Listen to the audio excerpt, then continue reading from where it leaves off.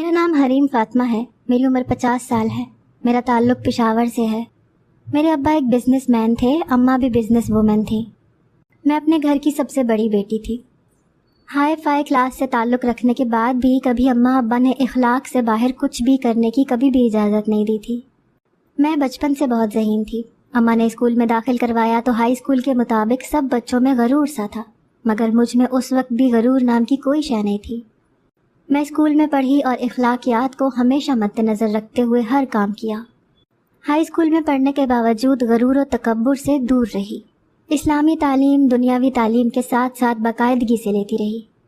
میری اماں اسلامی طور پر بہت سخت خاتون تھی. اسلامی اصولوں کے مطابق زندگی کو لے کر چلنا اور زندگی کے ساتھ چلنا انہیں بہت خوب آتا تھا. میرے اماں ابا ایک پرفیکٹ جوڑا تھا. پورے خاندان میں اماں ابا کے چرچے تھے. ہر کوئی اماں ابا کے رشتے کی تعریف کرتا. ہر کوئی ہمارے خاندان جیسا بننا چاہتا تھا. میرے چاچا تایا سب کی فیملی میری فیملی سے جلتی تھی, لیکن ہم میں کبھی پیار ختم نہیں ہوا تھا. لیکن وہ کہتے ہیں نا, نظر بد تو پتھر کو بھی چیر دیتی ہے. تو پھر ہم کیا چیز تھے؟ لوگوں کی نظروں نے ہمارے گھر میں طوفان برپا کر دیا تھا. ہر شے تہس نہس ہو گئی تھی, ہر شے بکھر گئی تھی. اور اس سب میں سب سے زیادہ نقصان میرا ہوا تھا, جس کا ازالہ مجھے ساری زندگی بھگتنا تھا. اور پھر ایک روز نہ جانے ایسا کیا ہوا کہ جب میں اسکول سے گھر آئی تو وہاں عجیب سی بے چینی تھی. پورا گھر خالی تھا. ملازمہ نے جلدی سے مجھ سے بیگ پکڑا اور مجھے کھانا کھلانے کمرے میں لے گئی. مگر مجھے تو میری اماں کھانا کھلایا کرتی تھیں. میں نے ملازمہ سے ضد کی اور اماں کے پاس جانے لگی. ملازمہ پیچھے سے آوازیں دیتی رہی, مگر میں نے ان کی ایک نہ سنی اور سیدھا اماں کے کمرے کی طرف دوڑ لگا دی. اماں کے کمرے کا دروازہ جو ہلکا سا کھلا ہوا تھا, میں نے اندر جھانک کر دیکھا تو اندر کا منظر دیکھ کر میری تو روح کانپ گئی. جب ابا اماں پر بے دردی سے ظلم کر رہے تھے, ان کو بیلٹوں سے مار رہے تھے اور ان کو بدکردار کہہ کر پکار رہے تھے. میری اماں جو بہت معصوم تھی اور 5 وقت کی نمازی بھی تھی, ان پر ابا مسلسل بہتان لگائے جا رہے تھے. اور اماں بس ایک ہی بات کہے جا رہی تھیں کہ وہ نہیں جانتی وہ حاملہ کیسے ہوئی. میں اس وقت بچی تھی, مگر اتنی بھی بچی نہیں تھی کہ اماں کے الفاظ سمجھ نہ پاتی. میں روتے ہوئے اندر جانا چاہتی تھی کہ خود کے کاندھے پر ایک بھاری بھرکم ہاتھ دیکھ کر ایک دم ڈر گئی. میں نے جیسے ہی پیچھے مڑ کر دیکھا تو میرے پیروں تلے سے زمین نکل گئی. جب میرے سر پر ماموں کھڑے نظر آئے, میرا سانس تو سینے میں ہی اٹک گیا. ماموں نہ جانے کہاں سے آ گئے تھے. میری تو جان لبوں پر آ گئی تھی, کیونکہ ماموں ابا کو اماں کو مارتے ہوئے دیکھ چکے تھے. ماموں غصے سے تن فن کرتے اندر گئے اور ابا کو اماں سے دور کیا. اماں روتی ہوئی اپنے بھائی کے سینے سے لگی اور ماموں نے اسی وقت فیصلہ کیا کہ اب اماں ابا کے ساتھ نہیں رہیں گی. جان تو تب نکلی جب ابا نے بھی کہہ دیا کہ مجھے بھی نہیں رکھنا اس بدکردار عورت کو. اماں روتی ہوئی ماموں کے ساتھ نانا کے گھر چلی گئی اور ابا ایک طرف ہو گئے. ان دونوں کو کسی سے کوئی لینا دینا نہیں تھا. میں تنہا کہاں ہوں, کیا کر رہی ہوں, کسی کو کوئی پرواہ نہیں تھی. 3 دن مسلسل میں ایک پرانی ملازمہ کے پاس رہی. میں نہ تو اسکول جا رہی تھی, نہ ہی کچھ کھا پی رہی تھی. ہمارا اتنا خوبصورت آشیانہ بکھر گیا تھا. ہر طرف بس رونا ہی رونا تھا.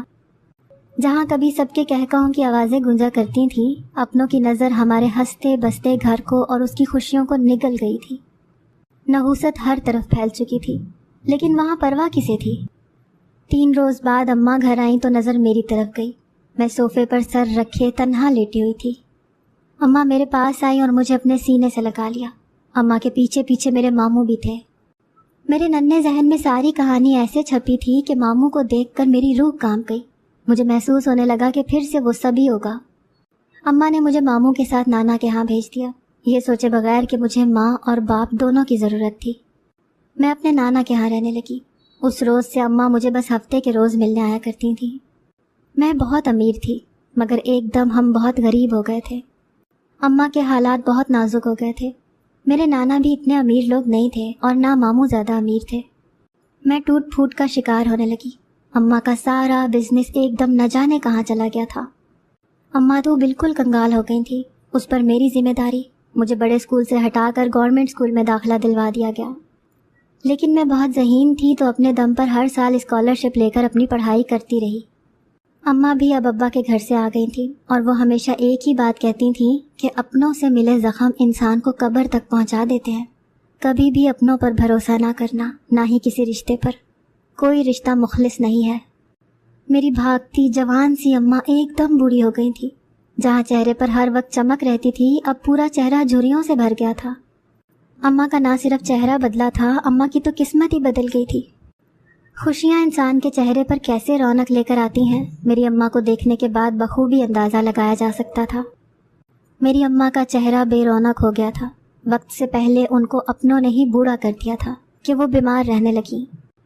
لیکن میری بدقسمتی یہ تھی کہ اماں کا علاج کروانے کے لیے میرے پاس 1 روپیہ بھی نہیں تھا۔ میں اکثر اپنی ممانی سے پیسے مانگتی تو کبھی ماموں سے، لیکن ان کے پاس بھی اتنے وسائل موجود نہیں تھے کہ وہ اماں کا علاج کروا سکتے۔ اماں بستر پر آ گئی تھی، چلنے پھرنے سے بھی قاصر تھی، مگر انہوں نے ہمت نہیں ہاری تھی، بلکہ مجھے ہمیشہ ہمت حوصلہ دیتی رہتی تھی۔ ایک روز میں گھر آئی تو میری جان نکل گئی جب بار بار دروازہ کھٹکھٹانے کے بعد بھی دروازہ نہیں کھلا۔ میں بہت گھبرا گئی تھی اور خوف سے کانپنے لگی تھی۔ اتنی دیر تو کبھی کسی نے نہیں لگائی تھی، آج نہ جانے کیا ہو گیا تھا۔ میرا دل بہت بے چین ہو رہا تھا۔ میں نے 7 ہمسایوں کا دروازہ کھٹکھٹایا۔ ہمسائی کی لڑکی باہر نکلی تو میں نے جلدی سے اس سے مدد مانگی۔ میرا پورا وجود کانپ رہا تھا، میرا سانس پھول چکا تھا۔ اس نے جلدی سے اپنے چھوٹے بھائی کو اپنی چھت سے ہمارے گھر کی چھت پر بھیجا اور ہمارے گھر کا دروازہ کھلوایا۔ میں دروازہ کھلتے ہی جیسے ہی گھر میں داخل ہوئی تو جلدی سے اماں کے کمرے کی طرف گئی۔ ہر طرف خاموشی کا راج تھا، کچھ غلط ہو جانے کا احساس ہو رہا تھا۔ میں جلدی سے اماں کے کمرے میں داخل ہوئی تو میری روح کانپ گئی۔ جب میری اماں بے ہوش بستر پر پڑی تھیں اور ان کے پاس کوئی موجود نہیں تھا۔ میرے ماموں اپنی بیوی بچوں کے ساتھ ان کے میکے گئے ہوئے تھے اور نانا گھر پر موجود نہیں تھے۔ میں نے جلدی سے اماں کے ماتھے پر ہاتھ رکھا تو اماں کا جسم ٹھنڈا ہو چکا تھا۔ جان تو تب نکلی جب اماں سانس نہیں لے رہی تھیں۔ میری آنکھیں حیرت سے پھٹی کی پھٹی رہ گئیں۔ میں نے جلدی سے ہمسائی کو بلایا، اس نے اپنے شوہر سے کہہ کر گاڑی نکلوائی اور میں اماں کو ہمسائی کی مدد سے ہسپتال لے گئی۔ ڈاکٹر نے علاج شروع کیا۔ آدھا گھنٹہ ہی گزرا تھا کہ ڈاکٹر باہر آیا۔ میں نے جلدی سے ڈاکٹر سے اماں کے بارے میں پوچھا۔ میرے پیروں کے نیچے سے زمین نکل گئی جب ڈاکٹر نے بولا کہ میری اماں اب اس دنیا میں نہیں رہی۔ میں اپنی جگہ ساکت ہو گئی۔ مجھے کچھ سمجھ نہیں آ رہا تھا کہ میں کیا کروں۔ میں نے بے یقینی سے ڈاکٹر کی طرف دیکھا۔ ابا تو نہ جانے کہاں چلے گئے تھے جنہوں نے کبھی مڑ کر نہیں دیکھا تھا۔ اماں ہی میرا سارا جہان تھی۔ اب تو میری زندگی کا مقصد جیسے ختم ہی ہو گیا تھا۔ میں نے حواس باختہ سی اپنی ہمسائی کو بولا کہ اماں کو گھر لے چلے۔ گھر پہنچے تو وہاں پہلے سے ہی ماموں اور نانا موجود تھے۔ ماموں تو مجھے اماں کے ساتھ ایسے دیکھ کر پریشان ہو گئے تھے۔ ہر طرف کوہرام مچ گیا تھا۔ مجھے اپنی آنکھوں پر یقین نہیں آیا کہ میری اماں اب اس دنیا میں نہیں رہی تھی۔ جنازے کا وقت ہوا تو جیسے میری روح کانپ گئی۔ ابھی اماں کا جنازہ اٹھنے ہی لگا تھا کہ ابا گھر آ گئے۔ اتنے سالوں بعد ابا کو دیکھ کر سب کے سب جیسے سکتے میں تھے۔ مجھے اپنے ابا سے سخت نفرت ہونے لگی تھی۔ میں نے اور میری اماں نے میرے ابا کی وجہ سے کیا کچھ نہ برداشت کیا تھا۔ پہلے میری اماں پر بہتان لگایا گیا اور پھر بے گھر کر دیا گیا تھا۔ میرے ماموں نے میرے ابا کو اماں کا چہرہ نہ دیکھنے دیا اور ان کو گھر سے نکال دیا۔ میری اماں نے میری ذمہ داری میرے ماموں پر ڈالی تھی۔ جنازہ اٹھا تو میں پھوٹ پھوٹ کر رو دی تھی۔ 40ویں تک سب مہمان ہمارے گھر رہے۔ میری مامی مجھ سے بہت پیار کرتی رہیں، وقت پر کھانا دیتی، وقت پر ہر کام ہو رہا تھا۔ میں بھی کالج جانا شروع ہو گئی تھی۔ اماں کی موت کی وجہ سے میرا کافی ہرج ہو چکا تھا۔ 40ویں کے فوراً بعد میری حیرت کی انتہا نہ رہی جب میری مامی کا رویہ مجھ سے بالکل بدل گیا۔ وہ اب ہر وقت مجھ پر غصہ کرتی رہتی تھیں اور اگر غصہ کرنے کو کچھ نہ ملتا تو مجھ پر ہاتھ اٹھا دیتی۔ اور جب ماموں کہتے کہ کیوں ظلم کرتی ہو مسکین پر، تو ممانی یہ کہہ کر ان کو ٹوک دیتی کہ وہ میرے بھلے کے لیے مارتی ہیں۔ میں بگڑتی جا رہی ہوں۔ لوگ تو یہی کہیں گے کہ ماں کے بعد ممانی نے دھیان نہیں دیا، لاوارث کی طرح چھوڑ دیا ہے۔ میں کمرے میں رات کو سوتے وقت جب اپنے نیل کے نشانوں کو دیکھتی تو پھوٹ پھوٹ کر رو دیتی کہ کاش ان سب نے مجھے لاوارث ہی چھوڑ دیا ہوتا۔ میرے FSC کے سالانہ امتحانات ہونے والے تھے کہ میرے نانا گزر گئے۔ گھر میں پھر سے ماتم کا سما تھا۔ ممانی تو کسی حد تک شکر ادا کرتی تھی، مگر ممانی جب جب مجھ پر ظلم کرتی میرے پاس نانا کے کمرے کے علاوہ کوئی سہارا نہیں ہوتا تھا جہاں جا کر میں اپنا دکھ بانٹ سکوں۔ میرے امتحانات چل رہے تھے مگر ممانی مجھے سکون سے بیٹھنے نہ دیتی، ہر وقت مجھ سے کوئی نہ کوئی کام کرواتی رہتی۔ میں تھک کر چور ہو چکی تھی، اب تو میری بس ہو گئی تھی۔ ایک روز میں رات کے وقت اپنے پیپر کی تیاری کر رہی تھی جب پیاس کی شدت سے پانی پینے کی غرض سے میں کمرے سے نکلی۔ ماموں 2 دن کے لیے گھر سے باہر گئے ہوئے تھے۔ میں ممانی کے کمرے کے پاس پہنچی تو ممانی کے کمرے سے کسی کی آوازیں آ رہی تھیں۔ میں نظر انداز کر کے آگے جانے لگی جب اماں کے نام پر میں ٹھٹک کر رکی۔ میری ممانی کسی سے فون پر بات کر رہی تھی۔ میرے پیروں تلے سے زمین نکل گئی جب ممانی نے کہا کہ یاد ہے جب حریم کی اماں پر حاملہ ہونے کا الزام لگایا تھا؟ اگر تب ہم ایسا نہ کرتے تو وہ ہمیں کبھی ایک دوسرے سے ملنے نہ دیتی، اور جتنی اس کے نام جائیداد کی تھی تم نے وہ کبھی میرے نام نہ ہو پاتی۔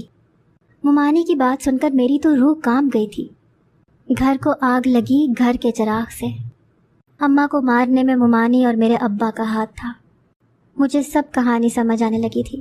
مجھے اپنے ابا سے نفرت تو تھی مگر اب اپنی ممانی سے بھی نفرت ہونے لگی تھی، کیونکہ میری ممانی ہی اس سب کی وجہ تھی۔ یہ ایک ایسا زخم تھا جس کی تکلیف میں کسی کو بتا بھی نہیں سکتی تھی۔ کون میرا یقین کرتا؟ میری بات پر کس کو یقین آتا؟ میری کہی بات پر میرے پاس ممانی اور ابا کے خلاف کوئی ثبوت بھی تو موجود نہیں تھا۔ ابھی میں اپنی سوچوں میں ہی گم تھی کہ ایک دم ممانی کے کمرے کا دروازہ کھلا تو میں ایک دم چونک گئی۔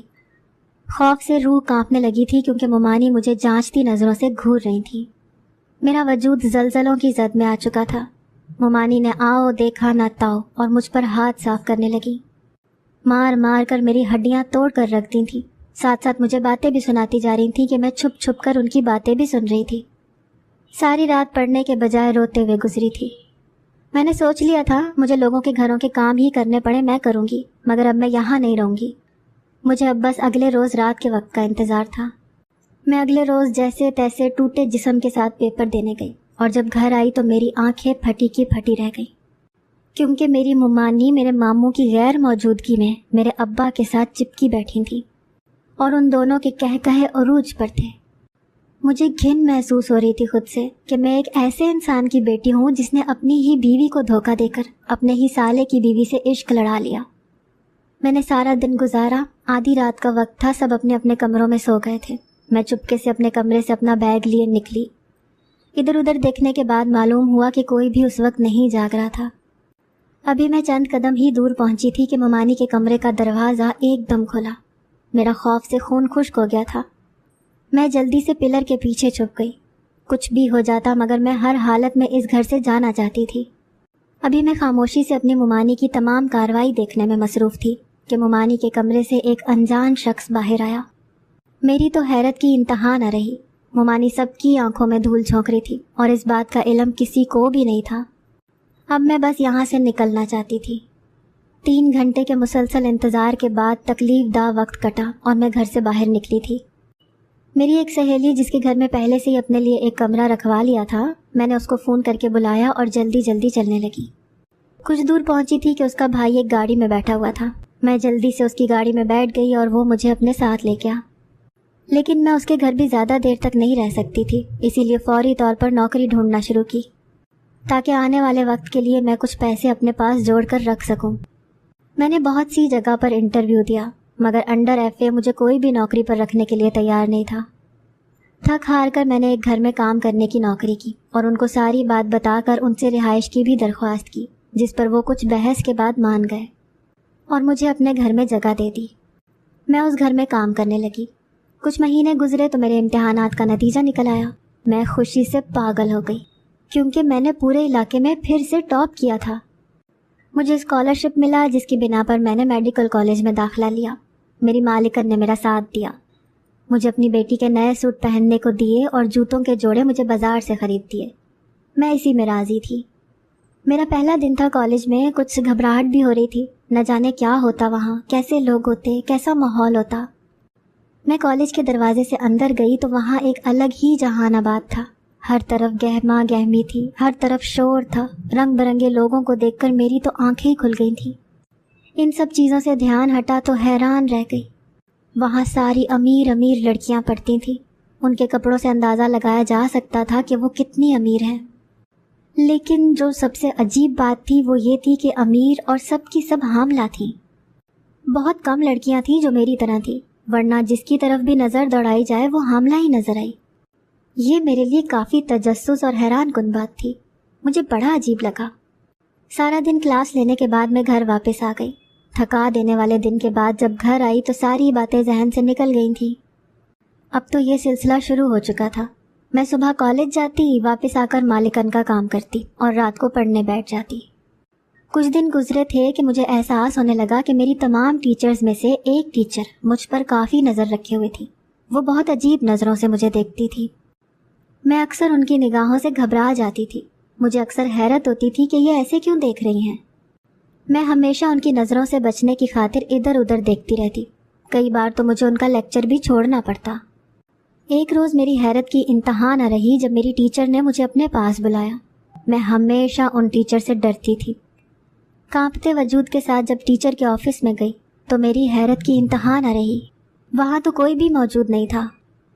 ابھی میں واپس پلٹتی کہ میرے پیچھے سے ٹیچر اندر داخل ہوئی تو میں اس اچانک انٹری پر ایک دم ڈر سی گئی۔